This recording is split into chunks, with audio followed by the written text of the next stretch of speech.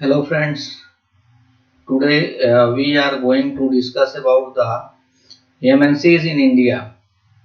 In this lecture, we will discuss MNC in India, history of MNC in India, why India is attractive for multinational companies, what are the advantages of MNCs in India and what are the disadvantages of MNC in India and what is the present scenario of multinational corporations in India.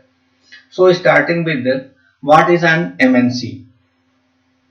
Multinational corporation or multinational companies are corporate organizations that operate in more than one country other than home country. Multinational companies have their central head office in the home country and secondary offices, facilities, factories, industries and other such assets in other countries. It owns or controls production of goods or services in one or more countries other than the home country. These companies operate worldwide and hence also known as global enterprise. The activities are controlled and operated by the parent company worldwide. Products and services of multinational corporations are sold around various countries which require global management. International corporations. A transnational corporation or a stateless corporation is known as the multinational corporations. High turnover and many assets, aggressive marketing are some of the features of multinational companies. For example, LTI, TCS, Tech Mahindra, Deloitte, Capgemini are some of the examples of multinational companies in India. In India, MNCs are attracted towards India's large market potential. India presents a remarkable business opportunity by virtue of its sheer size and growth. India's vast population and increasing its purchasing power is the more attraction for the multinational companies. India is also emerging as the manufacturing and sourcing location or hub of choice for various industries. This is the example of first MNC in world, which is East India Company, which came in India. First MNC in India is IBM and Indian MNC is Infosys. Now coming on the Indian MNCs, oil and gas, ONGC is the example of MNC. Although this is a public sector unit which is operating in oil and gas sector. It also has the research and development unit separately, but it is having the research and development unit as well as production unit in many countries. Paint. In paint sector, Asian Paints is the example of multinational company. Auto and mobile sector, Tata Motors and Bharat Forge is the uh, best example of Indian MNC in the world. Pharmaceuticals, Ranbaxy, Sun Pharma and Brocard is the example of pharmaceutical. Metals, Tisco and Sterlite is the example of Indian MNC in the world. Packaging, SL, Propack and in chemicals, Tata Chemicals is the best example of Indian MNC operating in the world. Now the first question arises, why India? Why MNCs are attracted towards India? Because of huge market growth. As you know, India is having the huge potential and it is the top 5 most developing economy and it has the 5th rank in the whole world. The growth rate of Indian economy is second highest in the world. It is fast growing economy. Liberalization has started since 1991 and has started to given its fruit in after 2004 and current FDI policy which has been changed according to the present scenario is the major attraction for the multinational companies for the India. So, starting, we should also discuss the history of MNC in India. 1600 to 1874, the East India Company came in India. The first multinational corporation was the East India Company, formed to trade with East and Southeast Asia and India, which operated from 1600 to 1874. It was criticized as a form of British imperialism, especially for monopolistic trading policies and becoming involved in local policies. And it also ruled the whole world. History of events in India from 1858 to 1932. Oldest foreign MNCs.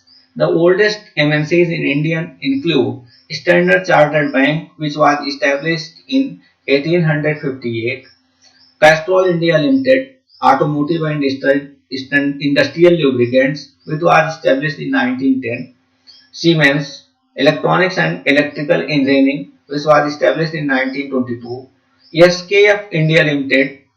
It operates ball bearing manufacturing and knowledge-driven integrated solution provider.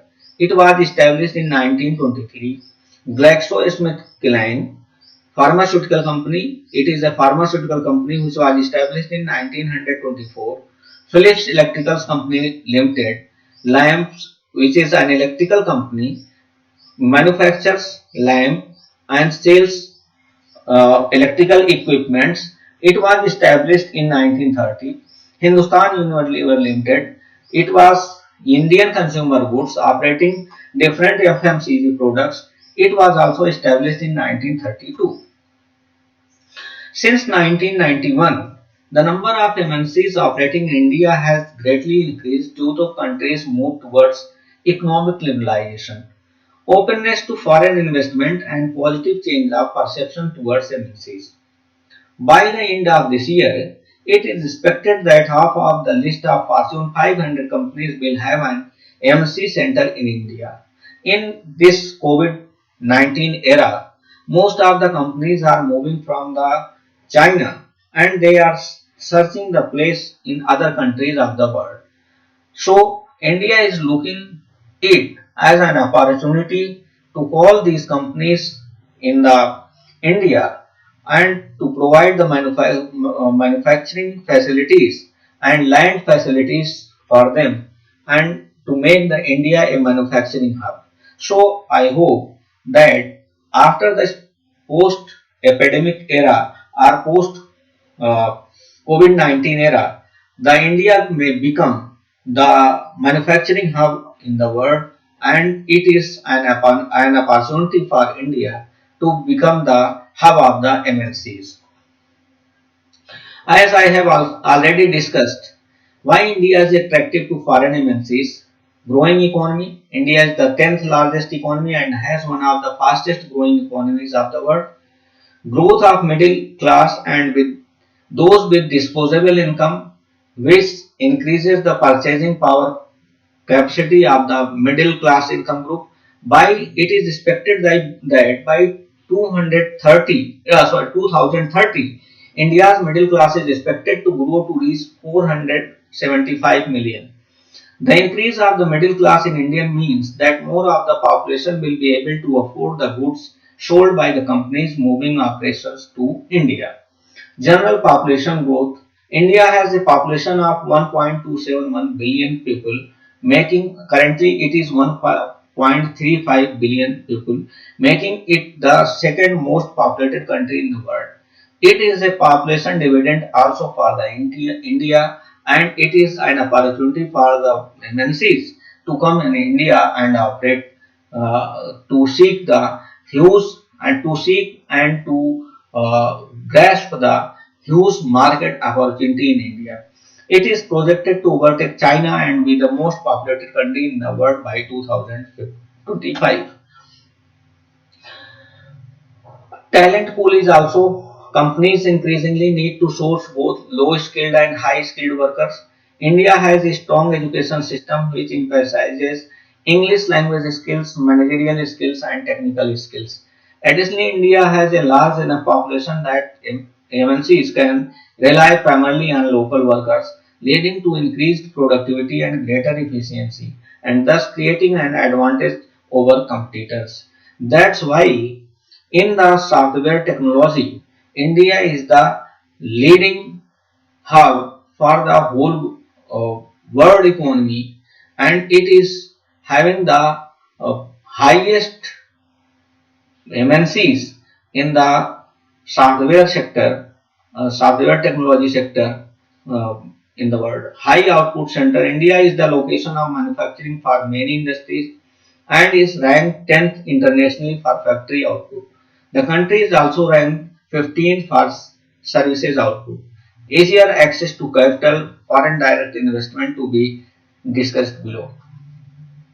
Agencies which control activities of MNCs are Ministry of Corporate Affairs, Government of India, Ministry of Finance, Government of India, and Department of Industrial Policy and Promotions, Government of India. Indian-owned MNCs, multinationals in India are top MNCs in India are IBM, which is the first MNC in India. IBM India's private limited, a part of IBM, has been operating from this country since the year 1992.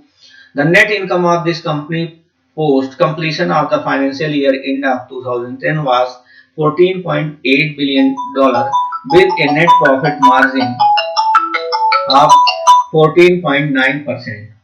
Present in more than 200 cities, this company is making constant progress in global markets to maintain its leading position. Microsoft, although it is an US based MNC, but it is working as a Microsoft India Limited, a subsidiary named as Microsoft Corporation India Private Limited of the US based Microsoft Corporation. One of the software giants has got their headquarters in New Delhi. The net income of Microsoft Corporation grew from 14,569 million to 18,760 million in 2010. Nokia connecting people. Although Nokia has been outdated from the market, but it was the first, it was the one of the leading multinational company in India. Nokia Corporation was started in the year 1865 and became one of the leading mobile company in India. The net sales of the company increased by 4% in the last financial year with sales of 42.4 euro billion as compared to 2009 44 euro billion. PepsiCo India Inc. is entered the Indian market with the name of PepsiCo India from the year 1989. As per the annual report of the company in the last business year, the net revenue of PepsiCo grew by 33%. Sony Sony India is part of the renowned brand name Sony Corporation, established in India in November 1994. This company has captured one of the leading positions in the field of consumer electronic goods. Sony India is planning to invest around 150 crore Indian rupees for the marketing of the activities. TCS, this multinational company is a famous name in the field of IT, information technology services, business process outsourcing BPO, as well as business solutions. Tata Consultancy earned a growth of 8.9% during the latest quarter of this financial year, which ended on 30th September 2011. Vodafone India is among the largest operators of the mobile networking in India in the country. It has approximately 173 million customers as of September 2014. Vodafone is the second largest player in the telecom operators in India after Airtel with a market share of 22.95%.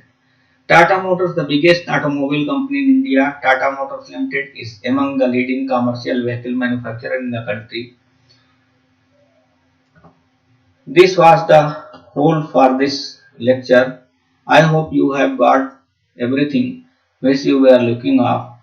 Next, we will discuss in the next chapter foreign direct investment in India.